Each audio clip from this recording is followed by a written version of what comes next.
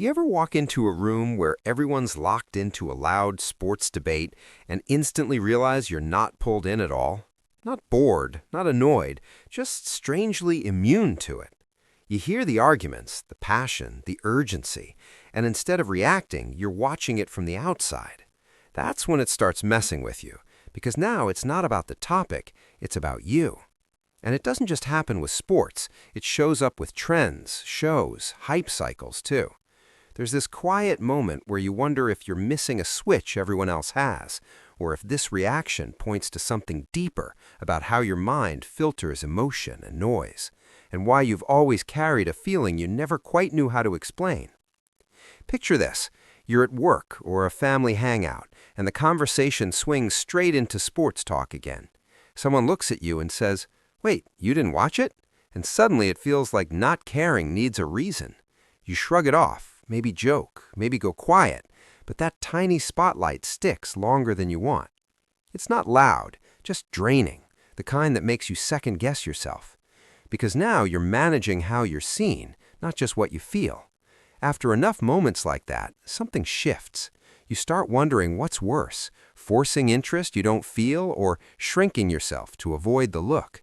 And once belonging starts to feel like a performance, you start feeling the quiet distance grow between who you are and what you show.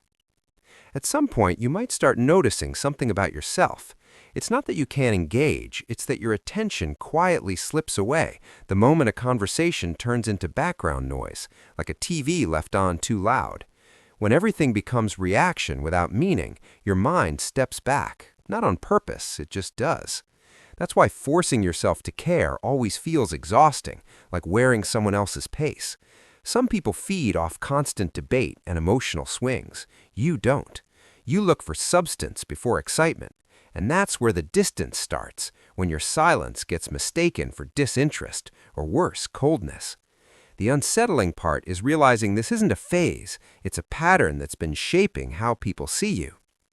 What most people miss in moments like this is simple. Being read as distant doesn't mean you're disconnected. It usually means you don't broadcast your reactions. You don't fill silence just to prove you're present. And in a world that confuses volume with passion, that gets misunderstood fast, especially when you're the one getting talked over or quietly skipped in the energy of the room. You're not slower to feel, you're slower to react. You let things land before you jump in. That difference matters, because loud cycles reward instant takes, while you're wired to respond once something actually means something.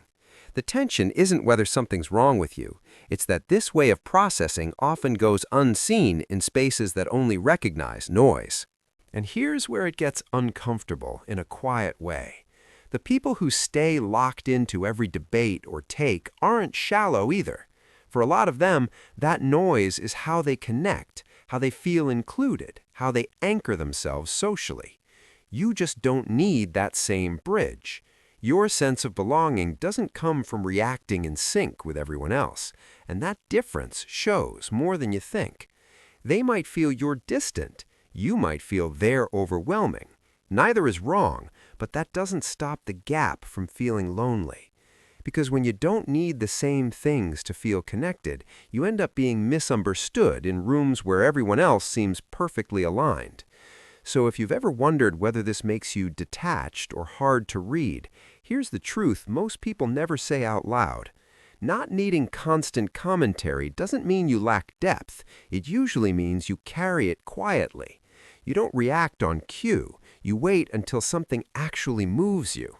That makes your attention intentional, not automatic. And in real life, that can feel awkward, even lonely. Trusting your rhythm sounds simple until you're the only one not reacting again. The challenge isn't fixing yourself. It's resisting the urge to blend in just to make things easier. And once you stop treating your quiet as a flaw, something slowly shifts. You stop shrinking to match the noise, even when silence costs you comfort in the moment. So if you've spent years feeling slightly out of step, this isn't about fixing that. It's about finally naming it. Some people feel alive in the noise. Others find clarity in stepping back. And if you're in that second group, your calm isn't emptiness, it's awareness. You don't chase every reaction because you're not afraid of the quiet moments when no one's talking and nothing needs proving. That might mean fewer instant connections, fewer loud moments, but it also means the things you do care about actually matter to you. And once you understand that, the quiet stops feeling like a gap and starts feeling like the place where you actually hear yourself think.